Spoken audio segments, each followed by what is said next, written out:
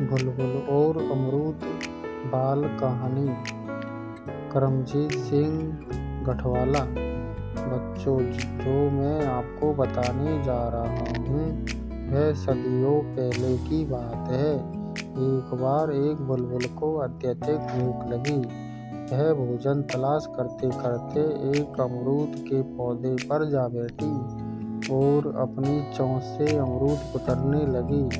ऐसा कहते हुए उसने उतने अमरूद खाए नहीं थे जितने की चोंच मार मार कर जमीन पर फेंक दिए थे। अमरूद के पौधे से इस तरह की बर्बादी सहन नहीं हुई। उसने बुलबुल से कहा, ओ बुलबुल, तुझसे और तोते में भला अब क्या फर्क रह गया है? वह भी खाता कम है और नष्ट ज्यादा करता है। तुम भी वैसा ही कर रही हो। उसकी यह बात सुनकर बुलबुल चिढ़ गई और बोली, तुम कितने मूर्ख हो, मेरी तुलना तोते से कर रहे हो। कहाँ मैं कहाँ वो? अमरूद के पौधे ने पूछा, वह कैसे? मैं अगर पेट भरने के लिए फल खाती हूँ तो साथ साथ तुम्हें मीठे गीत भी तो सुनाती हूँ। ये ना, बुलबुल ने कहा। अमरूद का पौधा कुछ देर सोचने के पश्चात बोला, बात तो तुम्हारी सही है, लेकिन यदि तुम केवल पके हुए फल ही खाओ तो तुम्हें भी खाने में आसानी रहेगी और मुझे भी पीड़ा कम होगी, क्योंकि पके हुए फलों को तो एक दिन झड़ना ही होता है। बुलबुल को उसकी बात जच गई और वह खुशी खुशी मान गई। उसके बाद वह पके हुए फल ही खाने लगी।